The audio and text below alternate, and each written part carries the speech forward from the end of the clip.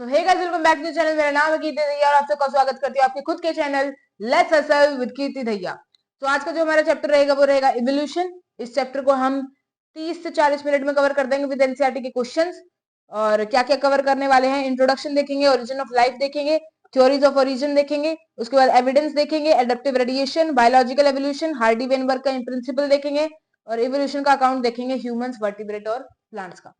ठीक है जी, तो विदाउट वेस्टिंग एनी टाइम हम शुरू करते हैं। अब सबसे पहली बात हम इंट्रोडक्शन की करेंगे। Evolutionary biology is the study of history of life forms on the earth. क्या है, क्या क्या लाइफ हमारे पास आ चुकी है, उसकी हिस्ट्री कौन रखता है? Evolutionary biology. ठीक है। Stellar distance are measured in light years. Stellar distance मतलब स्टार से अर्थ का कितना डिस्टेंस है वो हम मेजर करते हैं लाइट ईयर्स में। ठीक है। बिग बैंग एक्सप्लोजन, अब बिग बैंग एक्सप्लोजन हुआ, बहुत बड़ा एक्सप्लोजन हुआ, ठीक है, जिसके बहुत बड़ी एक्सपेंशन हुई। वहां से क्या रिजल्ट आया? हमारे पास यूनिवर्स बना, हमारे पास अर्थ बनी। अब इनका कितने साल में, हमारे पास कितने साल लगा, मतलब कितने साल में ये एवोल्यूशन हुआ? तो 20 बिलियन ईयर अगो हमारा यूनिवर्स बना था, 4.5 बिलियन अगो हमारा अर्थ बना था। इसमें क्या था? Comprises of duster of galaxies, stars, clouds and dust occurred in the solar system of the milky way Galaxy. ठीक है। Events after explosion of expansion of universe, अब जैसे एक्सप्लोजन हुआ तैसे ही हमारा यूनिवर्स फैला, बहुत एक्सपेंड हुआ, तो टेम्परेचर हमारा डिक्लाइन हो गया। H2 और हीलियम गैस बनी हमारे पास, गैसेस कंडेंस हुई, फिर गैलेक्सीज फॉर्म हुई। ठीक है। हाइपोथेसिस क्या थी for the origin of life on early earth? Hypothesis क्या थी कि पहले के एटमॉस्फेयर में कोई टेम्परेचर नहीं था, कोई एटमॉस्फेयर ही नहीं था, और water vapour, methane, carbon dioxide, ammonia, इन्होंने क्या किया था? पूरे सरफेस को कवर कर लिया था। अब जैसे ही वाटर को यूवी रेस पड़ी, वाटर पे आके हमारी यूवी रेस पड़ी, तो हाइड्रोजन गैस निकली और ऑक्सीजन गैस निकली। अब हाइड्रोजन बाहर निकल गई और ऑक्सीजन ने कंबाइन कर लिया मीथेन और अमोनिया के साथ to form carbon dioxide, water और अदर प्रोडक्ट्स। तो ये बताया गया है हाइपोथेसिस। ओरिजिन ऑफ लाइफ की बात कर लेते, तो ओरिजिन ऑफ लाइफ हुआ हमारे पास 500 बिलियन मिलियन साल जब हमारी अर्थ बन गई थी, तो मतलब 4 बिलियन ईयर अगो। ठीक है। पहली नॉन सेलुलर लाइफ कब बनी? 3 बिलियन ईयर अगो, ये याद करना है सब कुछ। ठीक है। Would have possibly originated from the giant molecule, RNA protein से बनी होगी। ठीक है। ठीक है जी। उसके बाद सेलुलर लाइफ बनी 2 बिलियन मिलियन साल पहले, arose in the water, water में मिली। ठीक है जी। बायोजेनेसिस था, वर्जन क्या था कि पहली जो लाइफ है वो स्लोली स्लोली इवॉल्व हुई है। ठीक है, from the non living things. उसके बाद कुछ थ्योरीज आई ओरिजिन की, सबने अपने अपने पॉइंट ऑफ व्यू सामने रखे। ठीक है, कुछ कुछ थ्योरीज दी। सबसे पहले आया हमारा स्पेशल क्रिएशन, कि भगवान जी ने जैसी भी हमारी बॉडी क्रिएट कर दी, कैसा भी इंसान बना दिया, वो एज इट इज बना आया था, उसमें कोई चेंजेस नहीं थे, वो एज इट इज बना हुआ था। तो all living organism we see today were created, कोई भी हमारे डाइवर्सिटी में चेंज नहीं आया तब भी और अब भी। और ये अर्थ जो है हमारी 4000 साल पुरानी है इस थ्योरी के अकॉर्डिंग। ठीक है जी। कॉस्मोजोइक या पेंसपर्मिया थ्योरी, इसका मतलब है कि भाई बाहर से कुछ स्पर्म्स कह रही हूँ, स्पोर्स आए, स्पोर्स आए और उन्होंने यहाँ पे आके लाइफ स्टेब्लिश कर ली। ठीक है, ये समझ गए। स्पॉन्टेनियस जनरेशन की बात कर रहा है। स्पॉन्टेनियस मतलब कि हमारे जो डेड एंड डिकेइंग मैटर होता है, कहीं पे भी मिट्टी पड़ी है, कीचड़ पड़ा है, वहां से मक्खी, मधुमक्खी, मक्खी वगैरह सारी क्या है, उत्पन्न हुई है। तो ये इसका कहना था स्पॉन्टेनियस जनरेशन का। ठीक है। अब इसको किसने डिसअप्रूव कर दिया? लुइस पास्चर ने इसको डिसअप्रूव कर दिया। उसने बोला कि नॉन लिविंग थिंग से या फिर किल्ड चीज से हमारे पास कभी भी लाइफ नहीं आ सकती। इसने ये एक्सपेरिमेंट करके दिखाया। इसने यहाँ पे किल्ड यीस्ट ले लिया, किल्ड यीस्ट ले लिया, और इसकी जो नेक थी ऐसे बना दी, इसकी जो ओपनिंग थी ऐसे बना दी, और इसकी स्ट्रेट बना दी। इसने पाया कि यहाँ पे कोई लाइफ नहीं आई और इस पे यहाँ पे लाइफ आई। ऐसा क्यों? क्योंकि लाइफ बाहर से आ रही है, यहाँ से कोई लाइफ नहीं बन रही। अगर यहाँ से बाहर से लाइफ आई तो वहां पे आके ये अटक गई और यहाँ पे कोई भी लाइफ इसे नहीं मिली। ठीक है। जबकि यहाँ से एयर से लाइफ आई और यहाँ पे उसको लाइफ मिली। ठीक है। तो life come from only the pre existing life, पहले जो लाइफ एग्जिस्ट कर रही थी उसी से हमारी लाइफ आई है। He showed then in the pre-sterile flask the life did not come from the chelaist। ठीक है, उसने प्रूव कर दिया। उसके बाद केमिकल एवोल्यूशन आया। इसका क्वेश्चन आपके पास आ सकता है बिल्कुल। केमिकल एवोल्यूशन क्या है, किसने दिया था, किसने एक्सपेरिमेंटली इसका प्रूफ दिया? ओपेरन हेल्डर हाइपोथेसिस और केमिकल एवोल्यूशन। इसने क्या किया, ये मिलर का एक्सपेरिमेंट है वैसे तो, ठीक है, मिलर का एक्सपेरिमेंट है। मिलर ने क्या किया, जैसी हमारी अर्ली अर्थ में सारी पॉसिबिलिटीज थी या फिर जैसा एनवायरमेंट था वैसा ही अपने लैब में क्रिएट कर दिया। ठीक है। उसने ये सारी गैसेस ले ली, मिथेन ले लिया, अमोनिया ले लिया, वाटर ले लिया, हाइड्रोजन ले ली, और इनका करवा दिया स्पार्कलिंग। ठीक है। इससे उसको यहाँ पे क्या कलेक्ट हुआ, मिला अमीनो एसिड। अब अमीनो एसिड से क्या बनेगा, प्रोटीन। ठीक है, मतलब कि नॉन लिविंग मॉलिक्यूल से हमारी लाइफ आ रही है। Formation of life was preceded by the chemical evolution, formation of diverse organic or molecule from the inorganic constituents. First form of life could have come from the pre-existing life. This hypothesis was proved by the Miller. Important. In similar experiment, other observed formation of sugar, nitrogen bases, pigment and fats. ठीक है, evidences देख लेते हैं। अब evidence क्या है हमारे पास, evidence क्या है कि हमें कैसे पता ये इवोल्यूशन हुई है, हम पहले जैसे थे वैसे अब है या नहीं, हमें कैसे पता। तो कुछ एविडेंसेस हैं। पैलेंटोलॉजिकल है, पैलेंटोलॉजिकल का मतलब फॉसिल्स। ठीक है, कुछ फॉसिल्स होती है हमारे पास, hard part of the life forms found in the rocks. Age of the fossil हम पता लगा सकते हैं कैसे, दो सेडिमेंट्री के लेयर है, अगर एक चीज, एक फॉसिल यहाँ पड़ी है, एक फॉसिल यहाँ पड़ी है, ये नीचे है, तो इसकी लाइफ क्या होगी, ज्यादा होगी। ठीक है, और इसकी क्या होगी, कम होगी, क्योंकि ये ऊपर वाले लेयर पे है। ठीक है जी, rocks form the sediments and cross section of earth crust. ठीक है, तो इसने यही बता रखा है कि इसमें एग्जांपल दे रखा है इसने डायनासोर का, एनसीईआरटी ने डायनासोर का एग्जांपल दे रखा है फॉसिल्स वाले पार्ट में। ठीक है, उसके बाद एम्ब्रियो की बात करते हैं। एम्ब्रियो में क्या है कि जो चीज हमारे एम्ब्रियोज में प्रेजेंट है वो चीज हमारे अडल्ट में नहीं होगी। इसने ये बोल रखा है कि जैसे हमारे पास क्या है, एम्ब्रियोज में क्या प्रेजेंट था, वेस्टिजियल गिल स्लिट्स प्रेजेंट थी, तो वो अडल्ट में नहीं है, वो अडल्ट में नहीं है, जो कि एक फिश का ऑर्गेनिक फंक्शनल पार्ट है। तो इट इज डिसअप्रूव्ड, किसने डिसअप्रूव कर दी, कार्ल एंड वॉन बेयर ने। He noted that embryos never pass through the adult stage of other animals. दूसरे एनिमल्स की थोड़ी पास करेगी, अब ह्यूमंस की चीजें तो ह्यूमन में पास होगी ना, फिश में क्यों पास होगी। ठीक है, तो इसने ये बोल दिया। इसके बाद ये क्वेश्चन फिर से आ जाता है इंपॉर्टेंट, अभी तक मैं केमिकल एवोल्यूशन आपको बता चुकी हूँ, इंपॉर्टेंट है। इसके बाद morphological and anatomical evidences important है। होमोलोगस ऑर्गन होते हैं और एनालोगस। होमोलोगस का मतलब सेम, सेम क्या होगा, एंसेस्टर, एंसेस्टर सेम है, एक ही इनका पापा है, वहीं से यहाँ सारी चीजें बनी है। एनालोगस में क्या होगा, डिफरेंट, कोई इनका कॉमन एंसेस्टर नहीं है। ठीक है, इनका क्या होता है, स्ट्रक्चर जो होता है वो सिमिलर होता है, पर इनका काम डिफरेंट होता है। स्ट्रक्चर सेम होगा क्योंकि होमोलोगस है, पर काम डिफरेंट होगा, एक चीज डिफरेंट होनी जरूरी है। एनालोगस का क्या है, इनका क्या है, स्ट्रक्चर सिमिलर नहीं है पर काम सिमिलर है। इसको, इस टाइप के इवोल्यूशन को बोलते हैं हम डाइवर्जेंट, और इसको बोलते हैं कन्वर्जेंट। डाइवर्जेंट क्यों, एक पॉइंट से कॉमन एंसेस्टर से निकल रहा है, बाहर जा रहा है। ठीक है, कन्वर्जेंट क्या है, बहुत सारी रेज आ रही है, रेज आ रही है और यहाँ आके मीट कर रही है, दिस इज कन्वर्जेंट। ठीक है, मोलिकुलर होमोलॉजी की बात करें, मोलिक्यूल्स मतलब जीन या प्रोटीन के लेवल पे, होमोलॉजी मतलब सिमिलर। तो similarities in protein and genes performing a given function in a diverse organism is known as molecular homology. ठीक है, ठीक है, बात हो गई। ये एग्जांपल बहुत इंपॉर्टेंट है। अरे कहाँ गया भाई, एक मिनट, एक मिनट, एक मिनट, ये एग्जांपल बहुत इंपॉर्टेंट है, बहुत ही ज्यादा। मैं कह रही हूँ ये क्वेश्चन आपको आएगा एनालोगस और होमोलोगस में डिफरेंस विद एग्जांपल, रट के ले जाना इसको। होमोलोगस देख लो, अब थॉर्न ऑफ बोगनविला एंड क्यूकरबिटा के टेंड्रिल्स। ठीक है, इनका क्या है, स्ट्रक्चर सेम है, फंक्शन डिफरेंट है। इसका फंक्शन क्या है, क्लाइंबिंग, इसका फंक्शन क्या है, प्रोटेक्शन। ठीक है, ऐसे ही हमारे पास क्या है, फंक्शन इनका अलग है। ठीक है, फोरलिम्स ऑफ वर्टिब्रा, वर्टिब्रा के हर्ट्स, वर्टिब्रा के ब्रेन। एनालोगस की बात करें तो ये सारे एग्जांपल्स है, wings of butterfly, eyes of octopus, flippers of penguins and dolphins. ठीक है, स्वीट पोटैटो रूट मॉडिफिकेशन है और पोटैटो हमारा स्टेम मॉडिफिकेशन है, इंपॉर्टेंट क्वेश्चन बन जाता है। ठीक है जी, अडेप्टिव रेडिएशन की बात कर लेते हैं। अब अडेप्टिव मतलब किसी भी नई एनवायरनमेंट को अडेप्ट कर लेना। ठीक है, आप कहीं से दूसरी, एक सिटी से दूसरी सिटी जाते हो रहने के लिए, तो वहां की चीजों को अडेप्ट करते हो ना, एनवायरनमेंट को अडेप्ट करते हो ना, तो वही चीज है। The process of evolution of different species in a given geographical area starting from a point and literally radiating to other areas geographically. Example दे रखा है डार्विन के फिंचेस और ऑस्ट्रेलियन मार्सुपियल्स।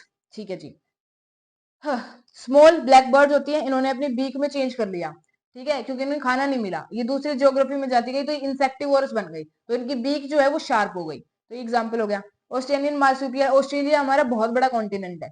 ठीक है, अब वहां पे जाके कोई कहीं पे जा रहा है, कोई कहीं पे जाके कोई कैट बन गया, ठीक है, कोई हमारे पास टाइगर बन गया, कोई कैंगरू बन गया, तो वो हिसाब से हमारे पास रेडिएट हो गई और अडेप्ट हो गई।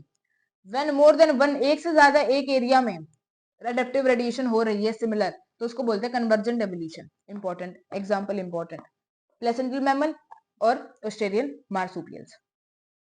बायोलॉजिकल एवोल्यूशन, बायोलॉजिकल एवोल्यूशन मतलब कि कितनी कैपेबिलिटी है, कितनी कैपेबिलिटी है of different cellular forms of life under the influence of natural selection contributed to the biological evolution. Rate of appearance of new life, अब देखो जो जितनी जल्दी मरेगा, जिसकी जो जितनी जल्दी मरेगा उसका रेट ऑफ नई जनरेशन आने का ज्यादा होगा। मानते हो इस बात को? जो जितनी जल्दी मर रहा है तो नया भी तो उतनी जल्दी बन रहा है, तो रेट ज्यादा होता है। ठीक है, लमार्क की थ्योरी आई थी यहाँ पे, उसने बोला कि उसने दो मेन पोस्टुलेट दिए, use and disuse of organs, उस हिसाब से दे दिया। अब जिस ऑर्गन को आप जितना यूज करोगे उतना स्ट्रांग होगा, जिस ऑर्गन को आप जितना डिसयूज करोगे उतना वीक होगा, ये बोला उसने। फिर उसने बोला इनहेरिटेंस ऑफ एक्वायर्ड कैरेक्टर, मतलब कि एग्जांपल है कि एग्जांपल इसने किसका लिया? जिराफ का लिया। जिराफ पहले शॉर्ट नेक्ड थे, ठीक है, जैसे जैसे टाइम हुआ उनको खाना पेड़ से मिलने लगा, उनको पत्तियां पेड़ से मिलने लगी, तो उन्होंने अपनी नेक को स्ट्रेच किया ताकि वो पहुंच सके। अब अगली जो जनरेशन है उनकी भी जो नेक थी वो लंबी आई। ठीक है जी, ये बात उसने करी थी। ठीक है, उसके बाद डार्विन की थ्योरी के बारे में बात कर लेते हैं कि डार्विन ने हमारे पास क्या क्या नेचुरल सिलेक्शन की थ्योरी दी। इंपॉर्टेंट क्वेश्चन, बहुत इंपॉर्टेंट क्वेश्चन आते थे। डार्विन विजिटेड कौन सा आइलैंड गया था? गैलापागोस आइलैंड गया था। कौन से शिप में गया था? HMS बीगल में गया था। ठीक है, उसने क्या क्या ऑब्जर्व किया? Existing living form share similarities to varying degrees not only among themselves but also with the life forms that existed million year ago. इसने बोला कि जो वहां पे लाइफ अभी बन रही है ना, उसमें सिमिलैरिटीज है आपस में भी, और जो पहले लाइफ आ चुकी उसमें भी सिमिलैरिटीज हैं। Geographical history of earth correlate with the biological history of earth. ठीक है, इन्फ्लुएंस ऑफ, ये इंपॉर्टेंट लाइन आ जाती है, influence of work of Thomas Malthus on the dwarfism. क्या क्या था? पॉपुलेशन हमारी बहुत बढ़ रही है पर रिसोर्सेज कम है, कपड़ा मकान सबको चाहिए, ठीक है, रोटी कपड़ा मकान सबको चाहिए, पर हमारे पास पॉपुलेशन बहुत ज्यादा बढ़ रही है। तो इस केस में क्या होगा? नेचर जिसको सिलेक्ट करेगा वो ही सर्वाइव कर पाएगा, सर्वाइवल ऑफ द फिटेस्ट होगा। Nature keeps control and check on the population size, कैसे? Survival of fittest. डार्विन के पोस्टुलेट देख लेते हैं। According to Darwin variations are small अब इसमें क्या आता है, एक हमारे पास इसमें आपके पास क्या आएगा? डिफरेंस आएगा एक, आगे बताऊंगी कि इसमें कैसे हो रखा और वहां कैसे हो रखा था। अकॉर्डिंग टू डार्विन वेरिएशन जो है स्मॉल होती है, डायरेक्शनल होती है, ठीक है, ग्रेजुअल प्रोसेस होता है। डार्विन असर्टेड दैट अनपॉपुलेशन एक्सिस्टेड, जो वेरिएशन होती है वो हेरिटेबल होती है। ठीक है, बात हो गई। इसके बाद उसने बात करी the characters which are enable somehow to survive better in a natural condition would outbreed other that are less endured. उसने यही बोला कि सर्वाइवल ऑफ द फिटेस्ट होगा। अगर एक बंदा यहाँ सुपीरियर है और ये वाला इंफीरियर है तो इस सुपीरियर इसको मार देगा और ये वाला सर्वाइव कर जाएगा। ठीक है, फिटनेस अकॉर्डिंग टू डार्विन क्या थी? रिप्रोडक्टिव फिटनेस होनी चाहिए। ठीक है, fitness is end result of ability to adapt and get selected to the nature. Branching descent and natural selection are two key points of Darwin. Important लिख के आने आपको CBSE में जरूर। दो की पॉइंट कौन से थे? ब्रांचिंग डिसेंट और हमारे पास नेचुरल सिलेक्शन। ठीक है जी, habitat fragmentation and genetic drift में accentuate the variation and leading to the speciation. Speciation मतलब नए एरिया में जाके नई स्पीशीज बन जाना खुद ब खुद। ऐसा कैसे हो रहा है? फ्रेगमेंटेशन हो रही है, टूट जा रहे हैं सबके घर। ठीक है, तो अलग अलग जगह जाएंगे और अपनी एक नई स्पीशीज वहां पे बना लेंगे। ठीक है, वीकनेस क्या थी डार्विन की? भाई साहब ने मेंडल को फॉलो ही नहीं किया, जो मेंडल को हम पढ़ते आ रहे हैं इसने फॉलो ही नहीं किया। Unable to explain the origin of variation, variation कहां से आ रहे हैं इनको ओरिजिन नहीं बताया उसने। ठीक है, म्यूटेशन थ्योरी देख लेते हैं। म्यूटेशन थ्योरी का मतलब क्या है? Given by Hugo day varies, important. ठीक है जी, इसमें डिफरेंस बता रही थी मैं डार्विज्म की उसमें और म्यूटेशन वाले में, ह्यूगो डे वेरीज में हमारे पास डिफरेंस आएगा। New species originate as a result of mutation, mutation हुई तभी हमारी न्यू स्पीशीज बनी है, नहीं तो पुराने वाली जैसे तो अभी भी है, कुछ ना कुछ उसके डीएनए में चेंज हुआ है तभी वो नई बनी है। ठीक है जी, सोल्टेशन का मतलब पूछ सकते हैं आपको, एक सिंगल स्टेप बड़ी म्यूटेशन हो गई, ठीक है, थोड़ी सी नहीं बहुत बड़ी, पूरा बेस पेयर उन्होंने चेंज कर दिया, तो उसको सोल्टेशन बोलते हैं। ठीक है, Alfred Wallace, a naturalist था, who worked on the Malay alpago और also came to the similar conclusion as Charles Darwin. ठीक है, when we describe story of this world, we describe evolution as a process. When we describe the story of life, we treat evolution as a consequence. ये इसने बोला, ये line आपकी as it is उठ के आ सकती है कि ये लिखी हुई है या एनसीईआरटी में एज इट इज या नहीं। Evolution is not a directed process, it is the sense of determination. ये तो इसने बात बता दी भाई, अपनी अपनी बता दिया, पहले भाषण देके चला गया। आर्टिफिशियल सिलेक्शन क्या होता है? By intensive breeding program man has created breeds of different, जैसे डॉग्स। आर्टिफिशियल सिलेक्शन मैंने बताया था, पोलन ग्रेन वाले से सब पढ़ते आ रहे हैं कि जो फिटेस्ट होगा उसको हम आर्टिफिशियली सेलेक्ट करेंगे और उसको हम यूज करेंगे। अब examples of evolution bye anthropogenic action, इसमें क्या है, एंटीबायोटिक रेजिस्टेंट का एग्जांपल दे रखा है एनसीईआरटी ने, हर्बिसाइड रेजिस्टेंट वेराइटीज दे रखा है, पेस्टिसाइड रेजिस्टेंट मतलब क्या, अगर मान लो आपको बीमारी हो गई और आपके अंदर एक एंटीबॉडी बन गई जो उससे फाइट करेगी, तो आप बच जाओगे, अगर आपके पास नहीं बनी तो आप मर जाओगे। बात इतनी सी है, जो रेजिस्टेंट बनेगा वो सर्वाइव करेगा, जो नहीं बनेगा वो रह जाएगा। अब ये एक एग्जांपल है, इंपॉर्टेंट है, मोथ वाला, ठीक है, आ सकता है लाइकेंस वाला। बिफोर इंडस्ट्रियलाइजेशन और आफ्टर इंडस्ट्रियलाइजेशन के हम इफेक्ट देख रखे हैं। ये फिगर देख रहे हो आप, यहाँ पे क्या है, मोथ व्हाइट जो लाइकन से कवर कर लेते थे पूरे पेड़ को, यहाँ पे become dark due to the deposition of soot and smoke, industrialisation हो गई, हमारी इंडस्ट्री सेटअप होने लग गई, ठीक है, तो स्मोक ऐड होनी शुरू हो गई पेड़ों पर, ठीक है।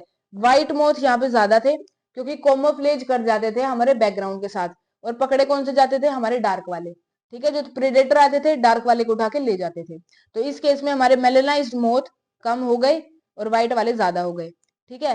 मेलेनाइज पे हमारे प्रेडेटर आए, खा के चले गए। अपोजिट यहाँ पे हुआ, ठीक है, यहाँ पे हमारे डार्क वाला कोमोफ्लेज हो गया, व्हाइट वाले सारे गए, ठीक है। तो lichen do not grow in the pollinated, जहाँ पे SO2 का लेवल ज्यादा होगा ना, वहां पे लाइकन ग्रो नहीं करेंगे। Agent of natural selection predator है, ठीक है, प्रेडेटर आया, उसने वहां से उठा लिया उसको और मार दिया, ठीक है। Moth that were able to camouflage themselves, hide कर सकते थे, survive, but no variant is completely wiped out, मतलब कि कोई भी ऐसी चीज नहीं थी कि सारे हमने यहाँ पे डार्क वाले हटा दिए, नहीं, कुछ ना कुछ तो बचा होगा फॉर श्योर, ठीक है। इसके बाद ये एवोल्यूशन का अकाउंट है, कब कैसे क्या बना ये मैं आपके लिए छोड़ूंगी, ठीक है। ये सारी इंफॉर्मेशन यहाँ पे मैंने लिख दी है एक चार्ट पे, ठीक है, इसको आप देख लीजिएगा। आगे बात कर लेते हैं हार्डी वेनबर्ग प्रिंसिपल, जो कि बहुत इंपॉर्टेंट क्वेश्चन बन जाता है, आएगा ही आएगा।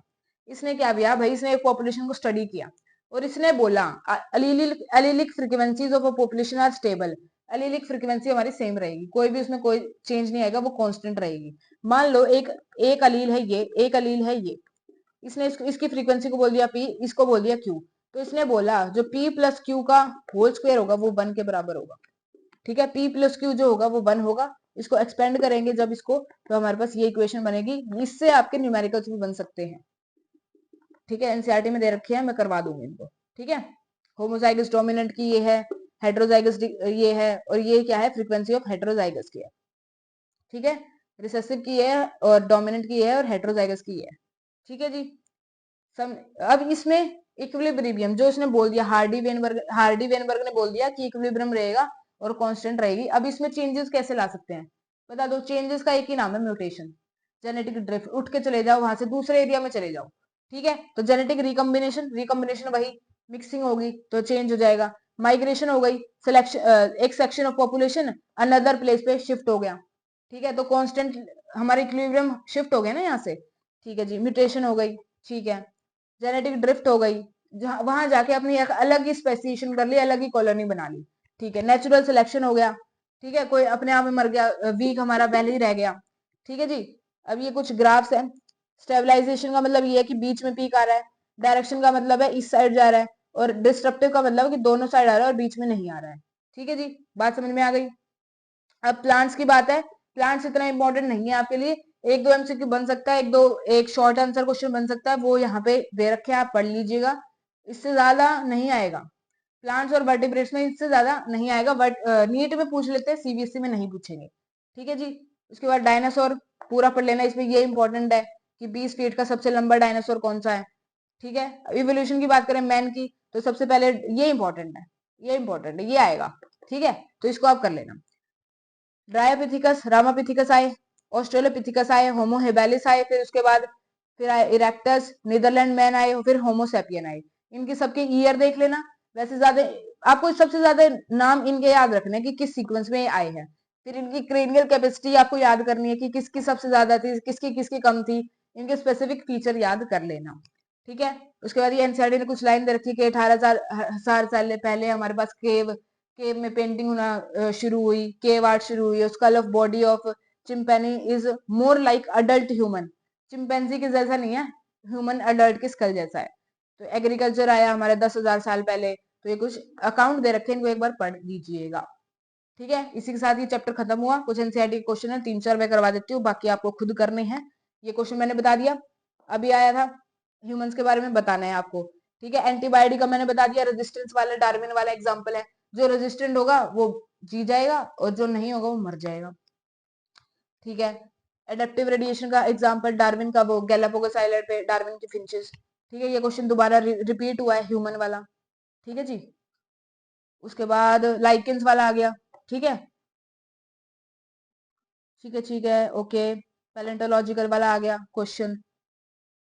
ये वेनबर्ग वाला आ गया कि इसको क्या बोलते हैं, हार्डी वेनबर्ग, और इसको एक्सप्लेन करो। तो गिने चुने आपके 4-5 क्वेश्चन बनते हैं चैप्टर से, ज्यादा नहीं। हार्डी वेनबर्ग आएगा, ह्यूमन का इवोल्यूशन आएगा। ठीक है, उसके बाद डार्विन की फिंचेस का एग्जांपल आएगा, वो इंडस्ट्रियलाइजेशन वाला एग्जांपल आएगा, मोथ वाला। तो 4-5 टॉपिक करो, स्मार्ट स्टडी करो। लास्ट मोमेंट पे पूरा पढ़ने की जरूरत नहीं है, इंपॉर्टेंट क्वेश्चन यही है और यही आते हैं। हमारे टाइम पे यही आए थे, आपके टाइम पे भी यही आएंगे। तो ये सारे क्वेश्चन मैंने आपको दे दिए हैं। ठीक है, ये क्वेश्चन एनसीईआरटी का जो मैंने करवा चुकी हूँ। तो जितने भी मैंने नोट्स दिए हैं आपको मोर देन सफिशिएंट है। ठीक है, इससे ज्यादा कुछ आएगा नहीं। लास्ट मोमेंट पे स्मार्ट स्टडी करो, ना कि हार्ड वर्क की जगह। बहुत सिलेबस आपका, बाकी सब्जेक्ट्स भी पढ़ने होते हैं। तो चैप्टर कंप्लीट हो चुका है, मैंने मेरी तरफ से चैप्टर कंप्लीट है। इसको रिवाइज करो अच्छे से। कल एक नए चैप्टर के साथ मिलते हैं, ह्यूमन हेल्थ एंड डिजीजेस।